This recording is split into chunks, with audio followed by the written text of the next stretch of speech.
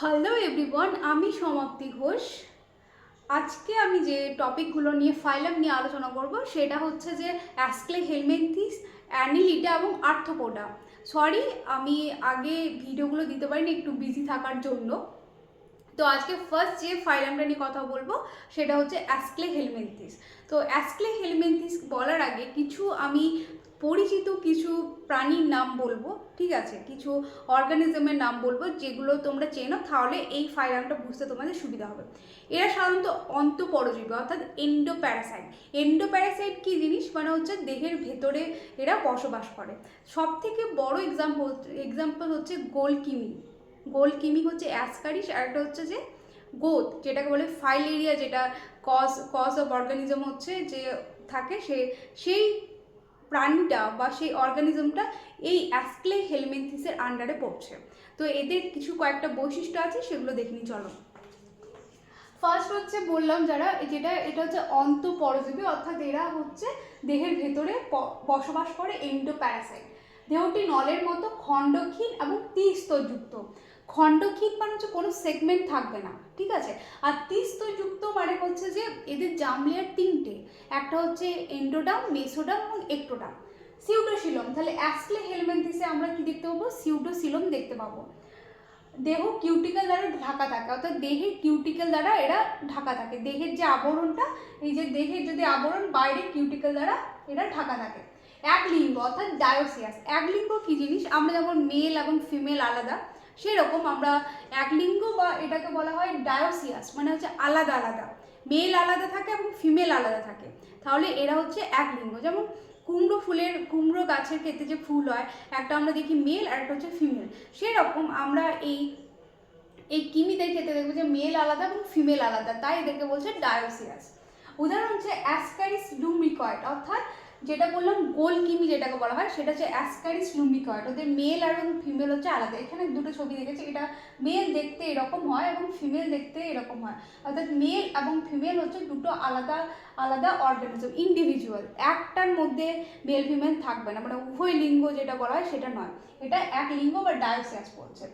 এদের যে অ্যাসকারিস লুম্বিকয়েড যে লার্ভা হয় সেটা হচ্ছে ডিপিডিটি ফর্ম লার্ভা দেখতে পাওয়া যায়। এরপর হচ্ছে উইচেরিয়া ব্র্যাঙ্কফটি, ও এটা হচ্ছে মাইক্রোফাইলেরিয়া, এর হচ্ছে লার্ভার, ঠিক আছে না? উইচেরিয়া ব্র্যাঙ্কফটি কি কজ করে? এটা হচ্ছে, একে বলা হয় ফাইলেরিয়া কজ করে। এটা হচ্ছে গোদকিমি অর্থাৎ ফাইলেরিয়া হলে যে অর্গানিজমটা দায়ী সেটা হচ্ছে এই উইচেরিয়া ব্র্যাঙ্কফটি, যেটা কার ফাইলামের মধ্যে পড়ছে? সেটা পড়ছে অ্যাস্ক্লেহেলমিনথিসের আন্ডারে, এটা পড়ছে। তাহলে এই ফাইলামে কি দেখতে পেলাম? যে এরা প্রায় সবাই হচ্ছে অন্তঃপরজীবী এবং এদের মেল ফিমেল যেটা হচ্ছে এটা আলাদা আলাদা থাকে, ডায়োসিয়াস প্রকৃতির হয়। আর ওটা কি দেখলাম? সিউডোসিলম। এইটা খুব ইম্পর্টেন্ট যে অ্যাস্ক্লেহেলমিনথিসে কি দেখতে পাওয়া যায়? সিউডোসিলম আমরা দেখতে পাবো। এইবার যে ফাইলামটা নিয়ে কথা বলবো সেটা হচ্ছে অ্যানিলিডা। অ্যানিলিডার খুব জনপ্রিয় একটা অর্গানিজমের নাম হচ্ছে কেঁচো, যেটা আমরা বলি যে কৃষকের বন্ধু। তো অ্যানিলিডার কি কি বৈশিষ্ট্য আছে ফাইলামে সেটা আমরা দেখব। ফার্স্ট হচ্ছে অ্যানিলিডার দেহ অসংখ্য আংটির মতো খণ্ডক নিয়ে গঠিত, ওই জন্য আমরা এদেরকে বাংলায় কি বলি? অঙ্গুরিমাল। আমরা বলি যে অঙ্গুরিমাল।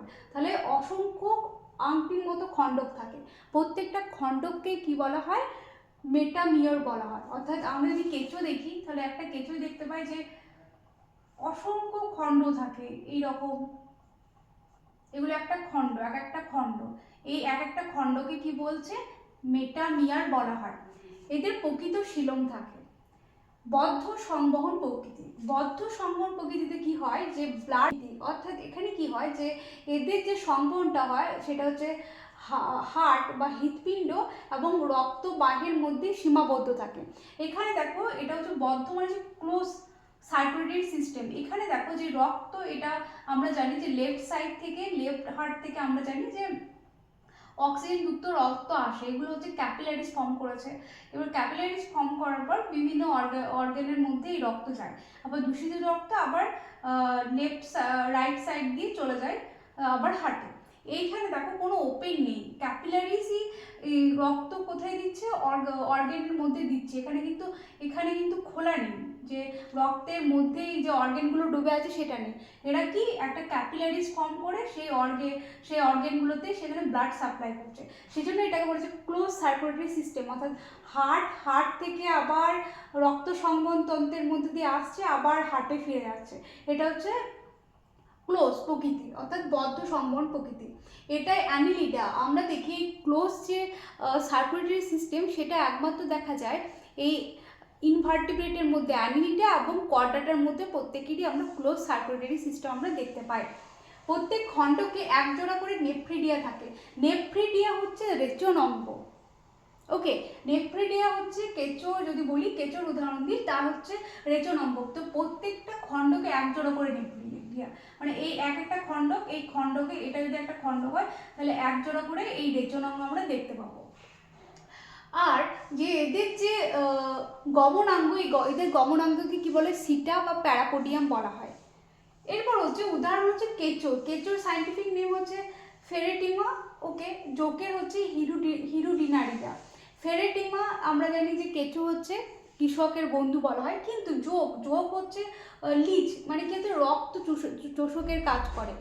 আমরা দেখি অনেক সময় গ্রামে আমরা দেখতে পাই কোনো গবাদি পশু যখন স্নান করতে নিয়ে যাওয়া হয় তখন দেখা যায় যে ওদের গায়ে যোগগুলো কি করে, ওখান থেকে ওই প্রাণীটির থেকে রক্ত মানে ব্লাড সাক করে।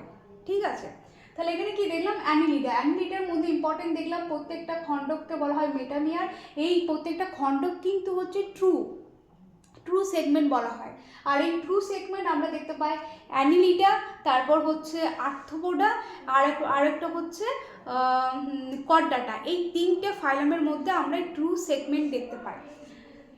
প্রকৃত শিলন থাকে, ক্লোজ সার্কুলেটরি সিস্টেম আমরা দেখতে পাচ্ছি, এবং প্রত্যেক খণ্ডকে একজোড়া করে নেফ্রিডিয়া থাকে।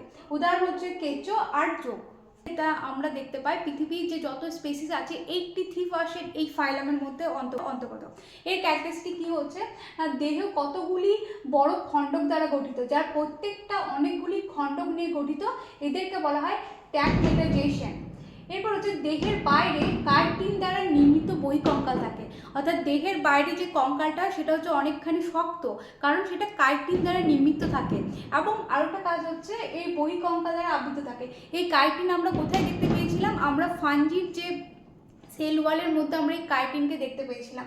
মুক্ত সংবহন তন্ত্র। মুক্ত সংবহন তন্ত্র মানে হচ্ছে যে হার্টের থেকে যে রক্ত বাইরে আসছে সেটা সেখানে দেহ গহ্বরের মধ্যে ডাইরেক্টলি সেখানে ওপেন হচ্ছে, এখানে কোনো ক্যাপিলারিস নেই। এটা হচ্ছে মুক্ত সংবহন তন্ত্র। রেচন অঙ্গ হচ্ছে ম্যালফিজিয়ান নালিকা এবং গ্রিন গ্ল্যান্ড। আর একটা হচ্ছে শ্বাস অঙ্গ হচ্ছে ট্যাকিয়া কাদের দেখতে পাওয়া যাবে, ট্যাকিয়া হচ্ছে পেরিফ্লেনেটা আমেরিকানা, সেটা হচ্ছে যে আরশোলার ক্ষেত্রে আমরা ট্যাকিয়া দেখতে পাই। বুকগিল হচ্ছে ক্র্যাব, মানে হচ্ছে কাঁকড়ার ক্ষেত্রে আমরা বুকগিল দেখতে পারবো। বুকলাম কার ক্ষেত্রে দেখতে পাবো, স্পাইডারের ক্ষেত্রে আমরা দেখতে পাবো এখানে বুকলাম। তো এই তিনটেই ছিল আজকে ফাইলামের, একটা হচ্ছে তিনটে আজকে ফাইলাম নিয়ে কথা বলেছি, অ্যাস্ক্লেহেলমিনথিস, অ্যানিলিডা এবং হচ্ছে আর্থ্রোপোডা। বাকিগুলো পরের ভিডিওতে আলোচনা করা হবে। Thank you so much.